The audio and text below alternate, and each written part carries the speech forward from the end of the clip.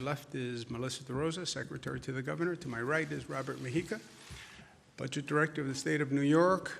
We're at the National Press Club today. It's a great organization, great part of Washington's history and the legacy. And I want to thank Michael Friedman very much, who is the president of the National Press Club. Thank him for his hospitality and courtesy for having us here today. We are in Washington. I spent 8 years in Washington during the Clinton administration. I was Secretary of Housing and Urban Development, came down at the beginning of the Clinton administration, stayed until the end. Lived in Virginia. That's where I got my southern accent. Really southern Queens, but. We had good discussions today, and we'll be heading back, but we wanted to do our briefing from Washington, so it was timely. And let's talk about some facts as to where we are. Number of hospitalizations in New York are dropping. The total change in hospitalizations is down and continuing to drop. The intubations are down, and that's a very good sign. It's rare that good things happen after an intubation. And the number of new cases is down, which is very encouraging news. These are the number of new cases that are walking through the door. In terms of number of New Yorkers that we have lost, 74 yesterday, which is just about what it was the day before, which is yesterday, the day before was an all-time low at 73. 74 is not as good as 73, but it is all headed in the right direction. Again, only in this time of crisis would 74 deaths be anything less than truly tragic news. But when you've gone through what we have gone through, it's a sign that we're headed in the right direction. And we are. When you look at the curve in the state of New York, we are down. We're on the other side of the mountain, as we say. And the decline is continuing. That's different than what we're seeing in some other parts of the nation, where you see the curve either going up or just starting to flatten. So we're pleased with the progress that we're making in New York, and we're ready to go to the next phase, open a new chapter. Memorial Day is often a time when society transitions. Memorial Day, normally we're getting ready for the summer, and people are starting to think about summer vacations and summer activity. We have that on a moderated basis in New York, but it's also a time of transition for us, and we're transitioning to a new chapter on reopening, restarting the economy. This is all a situation that has never happened before, so this is a first case for all of us. And we're trying to learn as we go along, and we don't want to just reopen the economy. We want to have a really smart reopening. We want to watch those numbers as we go forward. And we want to reopen the economy to make it stronger than it ever was before. How do you learn from this? And that's the beginning of the new chapter that we're going to write. We started yesterday by reopening the stock exchange in New York, where the stock exchange was actually had people in the building rather than just electronically. We're doing it on the numbers. Numbers matter. This is not about politics. This is about science, right? We're fighting a virus. The virus is not a Democratic virus. It's not a Republican virus. It's a virus. And viruses respond to science. And science is about facts and about numbers. And that's how we're doing it. We're doing it on the metrics. We're looking at the hospitalization rate. We're looking at the death rate. How many new people are coming in the door into hospitals? How many hospital beds do we have available? How many ICU beds do we have available? Do we have testing in place? And do we have tracing in place? Just take the politics out of it, right? Just do it on the facts and do it on the science.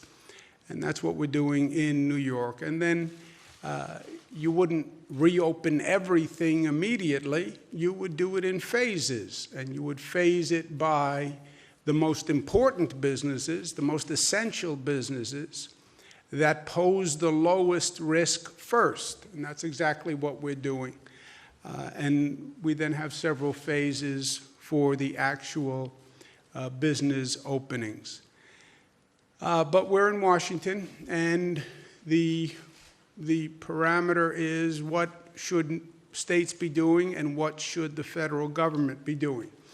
I understand that states are responsible for the reopening. That's been the position of the states. It's also been the position of the federal government. So states are doing reopening. States are responsible for testing. States are responsible for tracing. States are responsible for the healthcare system. States are responsible for the enforcement of all the procedures around reopening. But at the same time, the federal government has a role to play, and the federal government has to do its part as we work our way through this crisis. And there cannot be a national recovery if the state and local governments are not funded. That is a fact. Washington is now debating their next bill that would aid in the reopening and the recovery. Prior bills have helped businesses, large businesses, small businesses, hotels, airlines, all sorts of business interests. That's great. But you also have state and local governments, and state governments do things like fund schools and fund hospitals. Do you really want to cut schools now? Do you really want to cut hospitals now? After what we've just gone through, when we're talking about a possible second wave, when we're talking about a fall with possible more cases, do you really think we should starve state governments and cut hospitals? Would that be smart? Do you really want to cut local governments right now? That's cutting police, that's cutting fire. Is now the time to savage essential services? And don't you realize that if you do this, if you cut state and local governments and you cause chaos on the state and local level, how does that help a nation striving to recover economically? The COVID states, the states that bore the brunt of the COVID virus, they're 1/3 of the national GDP. How can you tell 1/3 of the country to go to heck and then think you're going to see an economic rebound? Also, state governments, state economies, local economies, that's what the national economy is made of. What is the national economy but for a function of the states?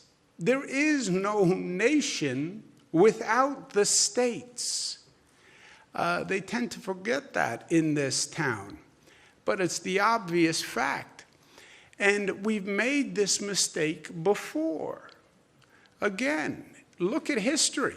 If you don't learn from the mistakes, you're going to repeat the mistakes. It's that simple. And we have seen in the past what has happened when state and local governments were savaged and how it hurt the national recovery.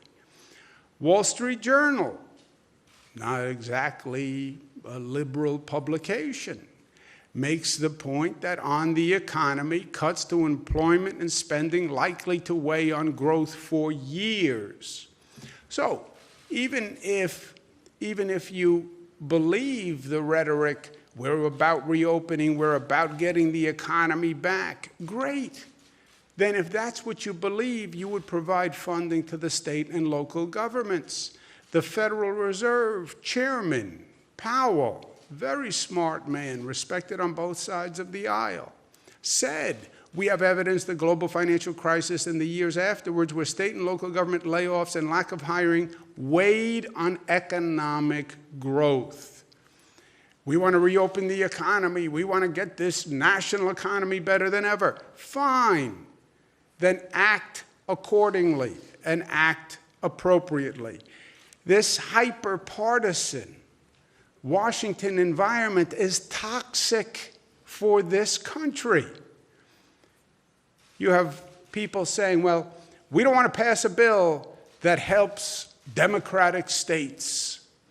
It would be a blue state bailout, is what some have said.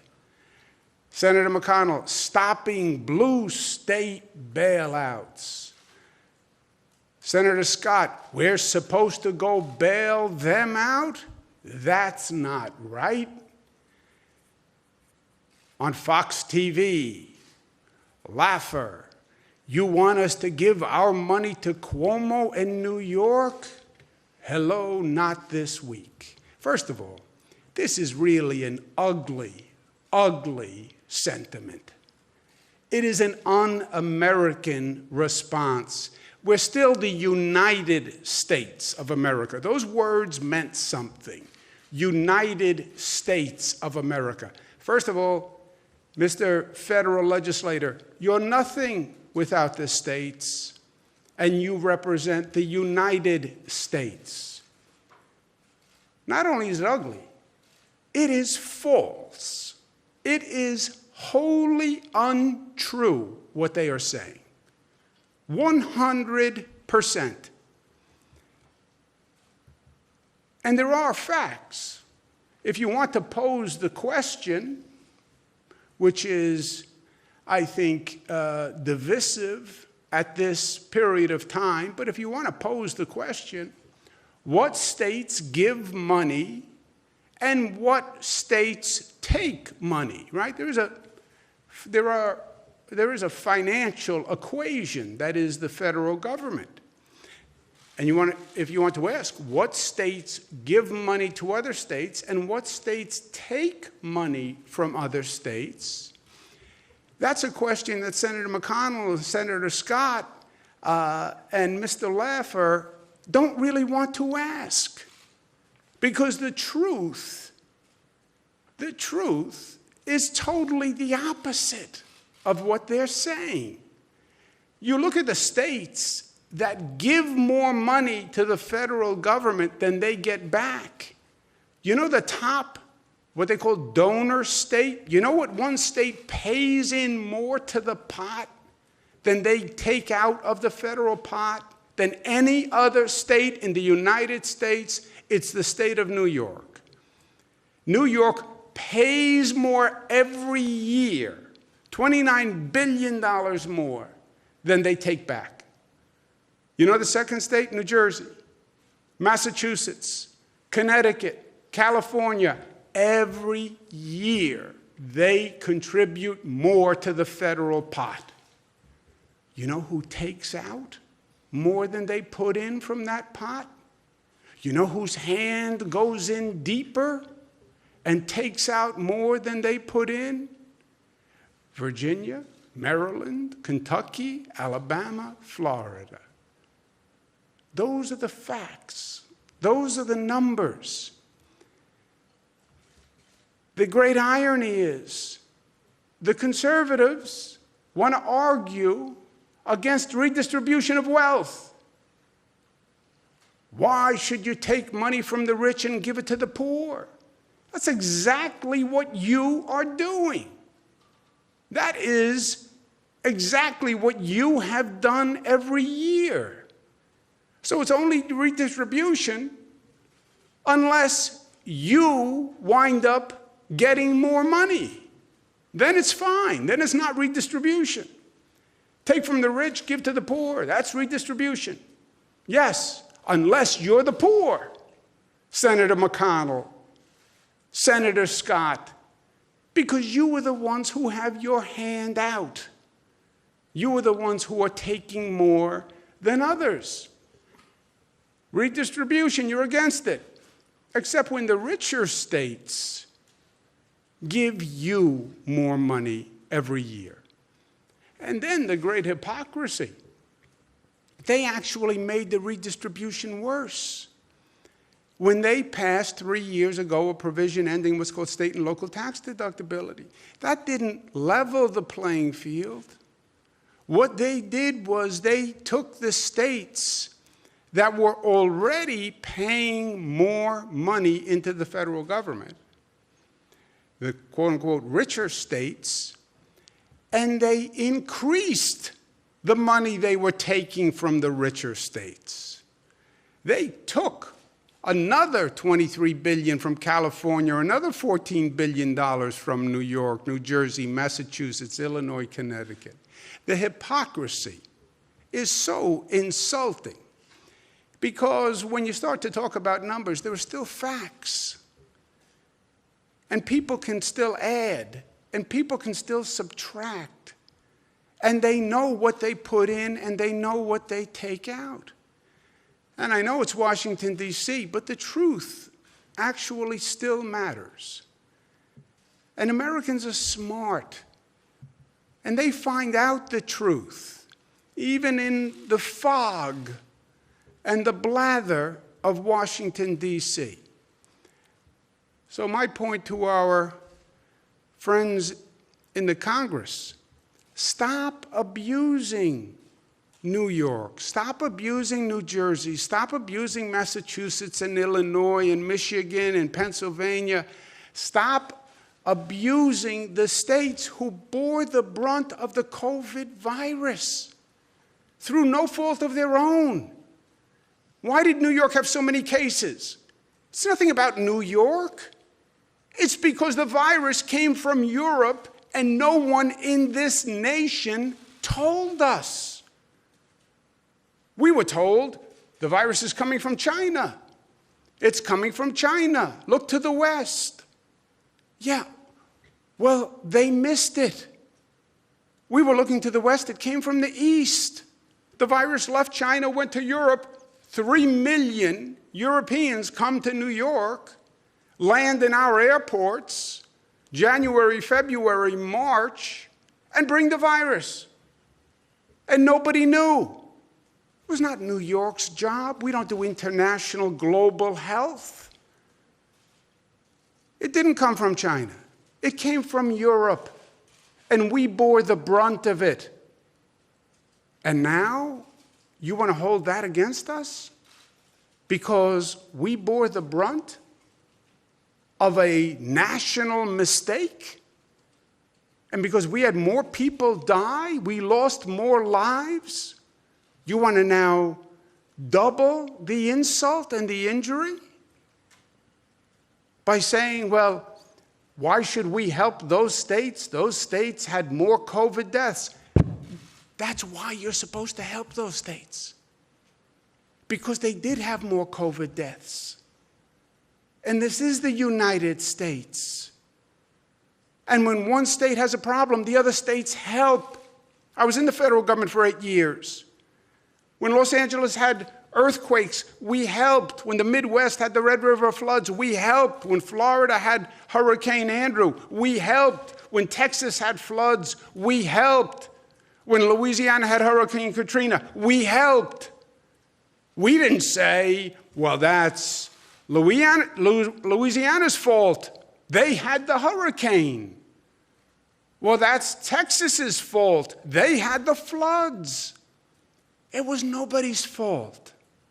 And we were there to help because that's who we are. And that's what we believe. What happened to that American spirit? What happened to that concept of mutuality? You know, there is still a simple premise that you can't find in a book, and Washington hasn't written regulations for, called doing the right thing. There's still a right thing in life. The right thing you feel inside you. The right thing is a calibration of your principle and your belief and your soul and your heart and your spirit. And we do the right thing in this country. Not because a law says do the right thing, but because we believe in doing the right thing. As individuals, as people, we believe doing right by each other, by living your life by a code where you believe you are living it in an honorable way, acting on principle, and you're doing the right thing. Why can't the government? Why can't the Congress reflect the right thing principle that Americans live their life by? pass a piece of legislation that is honorable and decent and does the right thing for all Americans. Why is that so hard? And if you want to talk about reopening the economy, then do it in a productive way. People think this economy is just going to bounce back. I don't think it's going to bounce back. I think it's going to bounce back for some, and I think there's going to be collateral damage of others. We already know that tens of thousands of small businesses closed and probably won't come back. We already know that the large corporations are going to lay off thousands and thousands of workers, and they're going to use this pandemic as an excuse to get lean, to restructure, and they're going to boost their profits by reducing their payroll. We know it. We've been there before. We saw this in the 2008 mortgage crisis, where the government bailed them out, the big banks that created the problem, and they used the money to pay themselves bonuses, and they laid off their workers. They're going to do the same thing again. That's why I proposed the Americans First legislation that said a corporation can't get a dime of government bailout unless they rehire the same number of workers they had pre-pandemic as post. Don't take a gift from the taxpayer and then lay off Americans who are going to then file for uninsurance paid for by the taxpayers. Don't do that again. And if you want to be smart, we know that there's work to do in this nation. We've known it for years. You can fill a library with a number of books on the infrastructure and the decay of our infrastructure and how many roads and bridges have to be repaired, how this nation is grossly outpaced by nations across the world in terms of infrastructure and airports and development. Now is the time to stimulate the economy by doing that construction and doing that growth. You want to supercharge the reopening? That's how you do it. Then this nation was smart enough to do it before. We did it in the midst of the Great Depression. We created 8 million jobs. We built an infrastructure that we're still living on today. We're still living on the infrastructure built by our grandparents, not even our parents. What are we going to leave our children? And now is the time to do it. We have major infrastructure projects in New York that are ready to go, that are desperately needed, that were desperately needed 30 years ago. Build them now. Supercharge the reopening, grow the economy. That's what we would do if we were smart. You're not going to have a supercharged economy. You're not going to see this nation get up and start running again unless we do it together. That's states working with other states. That's a federal government that stands up and puts everything else aside. They were elected to provide good government. Nobody elected anyone to engage in partisan politics. There was a time when, as a nation, we were smart enough to say, you want to play politics? That's what a campaign is for. Run your campaign against your opponent, say all sorts of crazy things. That's crazy campaign time. But when government starts, stop the politics and do what's right and smart. Don't play your politics at the expense of the citizens you represent. There is no good government concept anymore. It's politics 365 days a year. From the moment they're elected to the moment they run again, it's all politics. And that is poison. We have to get to a point, if only for a moment, in response to a national crisis, where we say it's not red and blue. It's red, white, and blue. It's the United States. And we're going to act that way. In New York, we say that by saying New York tough, but it's America tough, which is smart. and united and disciplined and loving and loving. That's what makes America America. Thank you for having me. Any questions? Welcome to Washington. You met with the president, obviously, and I was wondering, you were talking about stopping the politics. There are obviously a lot of political issues between you and the president, in particular the Gateway Project or New Yorkers Untrusted Traveler. I was wondering if you spoke about that and what his reaction was to what you originally classified as politically motivated actions. Yeah, there are political differences between myself and the president. He'll say it. I will say it. I don't even need to say it. You can go do a Google search and you can find 400 nasty tweets about political differences between myself and the president. I said to the president when this started, forget all that. We'll have political differences and there'll be a time to wear our political differences. Not now. This is about getting things done for the country and getting things done for New York. And I have stayed 100 miles away from any political anything all through this. Personally, I went to great lengths to say to the people of my state, I have no political agenda. Personally, I have no political agenda. I'm not running for anything else. I'm not going anywhere. I don't want to go to Washington. There's no personal agenda that you have to worry about and calibrate. Well, is he doing what's right or is he doing what's right for him? Does he have a self-interest? I have no interest. I'm doing nothing. I'm governor of New York. That's all I'm doing. Just to take the politics out of it. I said to the president when this started, put the political stuff aside. Let's just figure out what we have to do, which is a heck of a mandate since nobody's ever done it before, and let's do it. And that's what we've been doing. At the meeting we just had, it was in the same way. It was not about politics. It was not about any of that. It was about how do we supercharge the reopening, especially in New York, which has been hardest hit.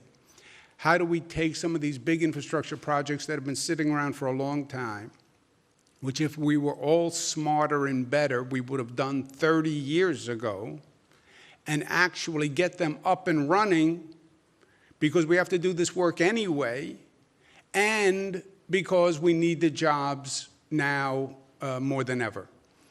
The Cross Harbor tunnels, not to get in the weeds, the Gateway project is a larger project. It's a $30 billion project, has many different components. The essence of the project are 2 tunnels that go across the Hudson River that carry Amtrak trains, by the way. Federal government owns Amtrak. State has nothing to do with Amtrak. And these Amtrak trains come in through New York and serve the entire Northeast. And the trains go through 2 tunnels. Those 2 tunnels are old, they're dilapidated. If there's a problem in those tunnels, you stop train service to the entire Northeast United States. It would be devastating for the nation because while in Washington we have this fragmented view of the country, either the national economy works or none of it works. You cut out the Northeast, you're cutting your nose to spite your face.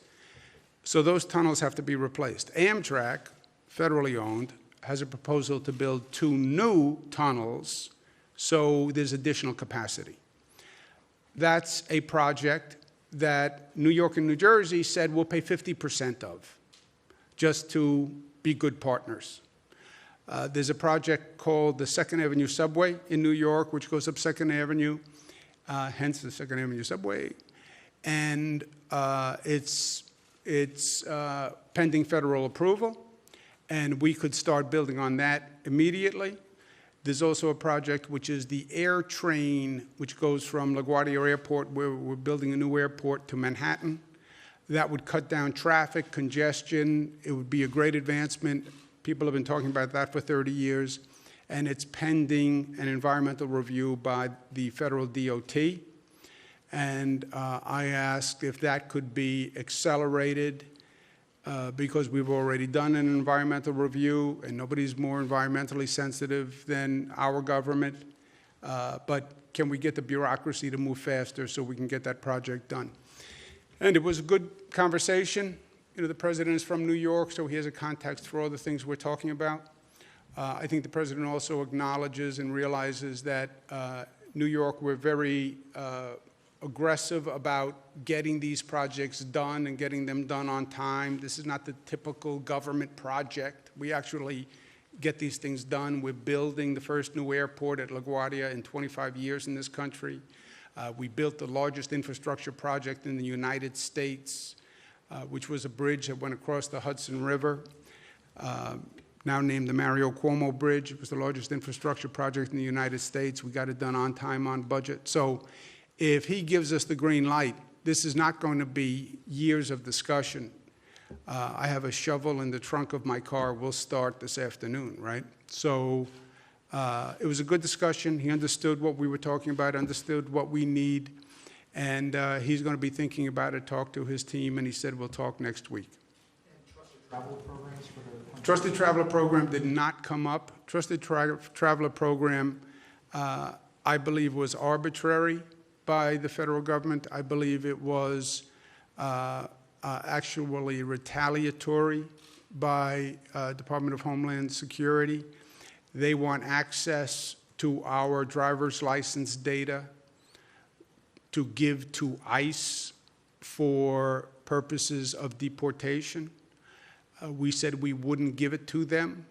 We would give it to the FBI for law enforcement, but not for deportation.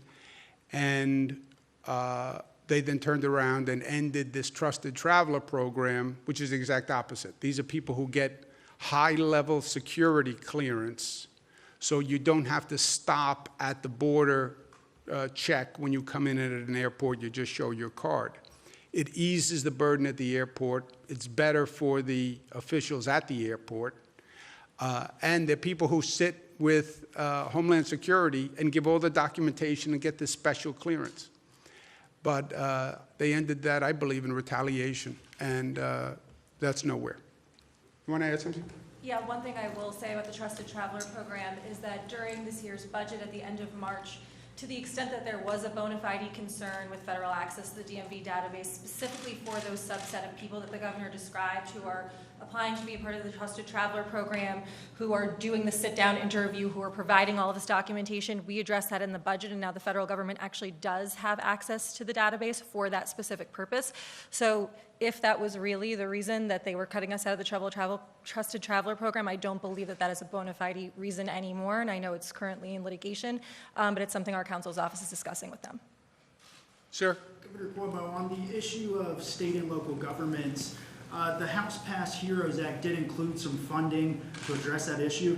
Obviously, you know, we're held up in the Republican-controlled Senate. I'm just curious your message on that to Republicans. I know you went over that a little bit, but can you expand on that? And then number two, have you brought this up with President Trump, and what was the meeting like in terms of, you know, the aid for state and local governments? Yeah. Look, as I said, I was in Washington for 8 years. I understand the politics, the good, the bad, and the ugly. I've seen it. I get it. You're right. The House bill has funding for state and local government. And you heard my comments. I know what the Republican senators are saying. And first of all, it's a lie. It's a lie. I know that's a strong word. It's a lie. But they're lying. When Senator McConnell says, and Senator Scott says, and Laffer says, why should we give New York, California more money? That's a lie. They know that they take more money. Senator McConnell has his hand out in the Senate, and he receives more money for his state than he puts in. He raised this topic, not me. He made it personal, not me. I represent the people of the state of New York. That's what I get paid to do. When he makes it personal to New York, when they make it personal to New York, and they're lying, I'm going to point it out. They get more money every year. Why should my state give a handout to Senator McConnell every year? Why should my state give a handout to Senator Scott every year? Why do they have their hand out every year? They're against redistribution of wealth. That's what they'll all say. I'm against redistribution. Yeah, you're against redistribution unless you're taking money. Then it's fine. It's not redistribution when you're taking money. Yeah, I know. How convenient that is, right? Second of all, they say, why should we give states money to deal with COVID? What? Why should we give states money to deal with COVID? Why not? What better national purpose? We're in the middle of a national pandemic. It's a global pandemic. You want to get the economy up and running. Take your blinders off, man. It's not just about your state. What, are you going to get the national economy running without New York, without California, without Illinois, without Connecticut, without Jersey? You're going to get the national economy running like that? Just your state, Senator?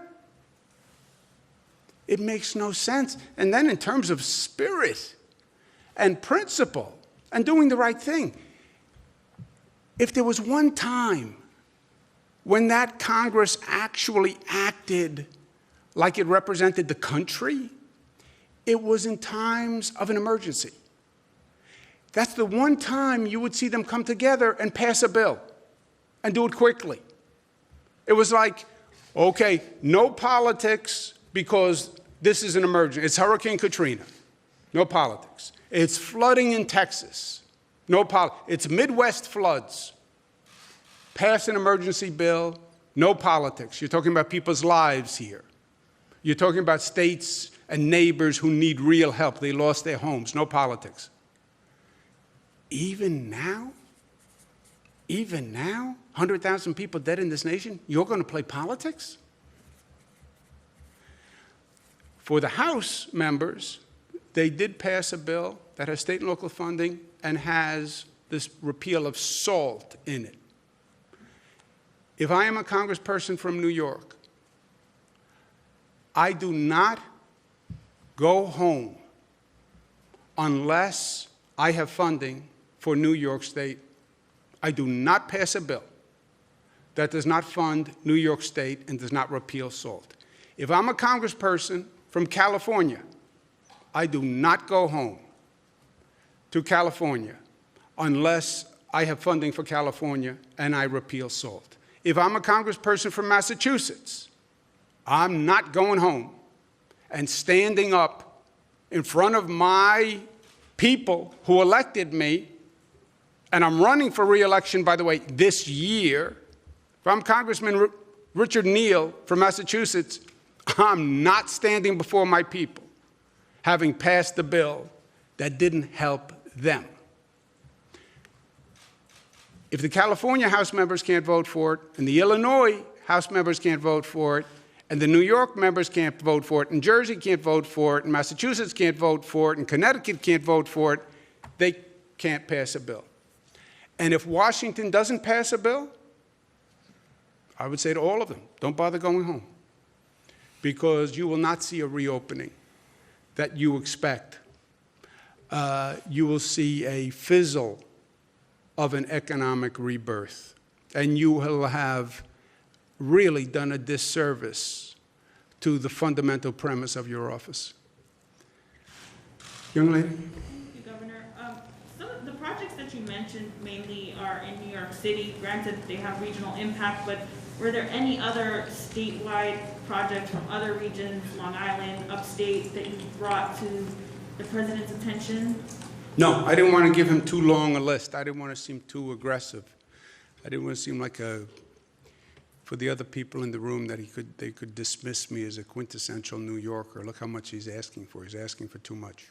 So I kept it very limited. Was it because he's a New Yorker that you brought forward these projects? Maybe he's more familiar with. Yeah, and these projects are regional in nature. You know, what they call the Cross Hudson tunnels, that's not even New York. That's the whole Northeast. That's what's funny about these tunnels. these are not New York trains. They go from New Jersey to New York. They carry Amtrak trains. We don't have any trains that go through those tunnels. It's important for the whole Northeast because that is the main train route. And if that goes down, you don't have any Amtrak service to the whole Northeast corridor. Yes? Hi, Governor. New York Post. Last week you blamed the 5,000 nursing home deaths in New York on President Trump and these CDC guidelines. I'm wondering if you raised that issue with him today. No, but I never did that. I never did that. You said that anyone asking about nursing home deaths in New York and the state's policy should ask President Trump. No, what I said was this, yes. I said they want to play politics with this, right? And there are Republicans who are trying to make political hay out of this, in my opinion. And what I said to the Republicans who were making this accusation, you have to find an accusation for it to work politically that you can make against a Democrat that is not a boomerang and comes back and affects the Republicans. On the nursing homes, the issue they raised, our State Department of Health followed the same guideline as the CDC, which is a federal agency, issued. So it was my way of saying thwarting the political attack because you can't say, oh, bad Democrat. It's an issue that a Republican administration took the same position, which is guidance from the CDC and our State Department of Health. Both of them said you can't discriminate against a patient based on COVID. That's what they both said. But that was just on that specific. In general, you look at how New York did, we're in Washington, you look how New York did on nursing homes vis-a-vis the nation. We did better than 33 states in the nation per capita on nursing homes. Nursing homes happen to be the place where this virus ravages. But if you look at, despite the fact that we had the greatest number of cases and we were in the eye of the storm, you look at us vis-a-vis the country where we did better than 33 other states. Then those are just facts. But I never blamed him for anything. I was just saying to the Republicans, you can't, that's not a political attack when the Republican administration had the guidance that did the same thing. Is that factually correct? Yes, that's factually correct. The CDC and CMS put out guidelines on March 13th that DOH drew directly from for the March 25th directive. So it's directly in line with the Center for Disease Control. And we believe that in the middle of a pandemic, you should be looking to the national experts for advice because, as the governor said, no one has ever been here before. And this has been a national and international tragedy as it relates to group homes with nursing homes, and everyone's trying to learn from it. Now that we've got the increased testing capacity, New York's leading the nation, mandating 2 tests a week for all nursing home staff. There's actually a very strong theory out there that the way that that the virus got into these nursing homes is through staff members who are asymptomatic. We now know at least 35% of the public that has coronavirus is asymptomatic. So while we did move to temperature checks very early in March, and a lot of the country did that as well, as it turns out, it may not have made a difference because there were so many people walking around who had COVID who didn't know that they had COVID. Yeah, and the context for what I said was I said it to a Post reporter because, look, I can say all I want, stay away from politics. We're in an election year, and politics is in the air. And there are columnists who made this point at the Post who are 100% supportive of Donald Trump, and that's fine, but then believe, we have to kill all Democrats. So I get it. I understand it. And they're open in their support of the Trump administration. And I guess their attitude is to be pro-Donald Trump. You have to be anti-Democrat, which I don't really understand. Be pro-Donald Trump. Reporter who's not politically aligned. I just wanted to ask you, though, your government didn't follow CDC guidance on everything. So I'm wondering, as governor, would it have been within your power not to follow CDC guidelines on putting infected people back into nursing homes? Would that What have didn't been- we follow CDC guidance on? Would it have been in your power? We didn't. There's nothing that we didn't follow CDC guidance on. Every step of the way in every aspect of this, we looked to the experts at the CDC for how to manage this crisis. And I believe that that's what the states should do. You look to the Center of Disease Control. This is non-political. This is not partisan. This is public health. We deferred to our public health experts. They deferred to the national experts. And again, this is a national and international crisis as it relates to issues in group homes, especially where the elderly are. And everyone is doing their best to learn from what we've done so far, understanding there's likely another wave coming into the fall, and guard against it happening again. Yeah. No, when you said we haven't followed CDC guidance on other issues, I don't believe you're right. That's why I asked you what other issue? I'm just asking, Governor, if it's in your power to not follow CDC guidelines on this, if you could have actually stopped putting infected patients back into nursing homes. Would that have been within your power? I've always followed CDC guidance, and I think it makes sense. And by the way, I think the rule that you can't discriminate against the COVID patient is right. That doesn't mean the nursing home has to accept a COVID positive patient. They conflate those two things. I understand because politically facts don't matter, just you're making a political argument. But because you can't discriminate doesn't mean you have to accept. Actually, the law is the opposite. You cannot accept a patient at a nursing home unless you can fully and adequately treat that patient. So you can't accept a COVID patient, COVID positive patient, unless you can isolate and quarantine and have the staff. Unless you can do all that, you cannot accept that person. And the nursing home, the obligation is on the nursing home to say, I can't take a COVID positive person. I'm too crowded, I'm too busy, I don't have enough PPE, whatever the answer is, doesn't even matter. It's, if they say I can't take the person, they can't take the person. So that's how it works. Doesn't mean they discriminate against the COVID positive person. They just say, I can't handle the person. I can't quarantine. I don't have a big enough facility. Whatever they want to say. Let's take one more. Sorry, sir. Thank you, Governor. Griff Woody with the No. Washington Post. Based on your conversation today with the President, would you say that he is aligned with Senators McConnell and Scott in seeing the idea of federal aid to states such as yours as a blue state bailout, or does he take a different view than they do? I think the President is focused on the reopening, on stimulating the economy and getting the economy back. I think that's his focus. I think that's the correct focus. I think he understands that these are projects that need to be done. Look, when he ran for president, he spoke about a $1 trillion infrastructure program. That's what he spoke about. He's a builder. He's a developer, right? He gets it. And he believes in construction and development. It's been his career. And I think that's why he talked about it in the campaign. It just never happened. And it's not just him, by the way. Joe Biden talks about it, and President Clinton talked about it, and President Obama talked about it, and President Bush talked about it. None of them have gotten it done. So I think he gets it. He understands the projects we were talking about. The nice thing about these projects is it doesn't require any new legislation, doesn't require any, they've been in the pipeline forever, and his administration can just do it, and we can get it up and running.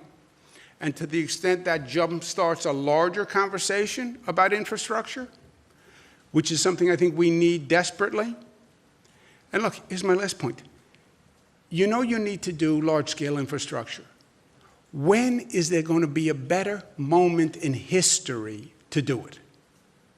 You're spending billions, if not trillions of dollars to handle COVID and bring back the economy. At least build things that we can leave our children, like our grandparents did for us. Thank you for the hospitality. Pleasure.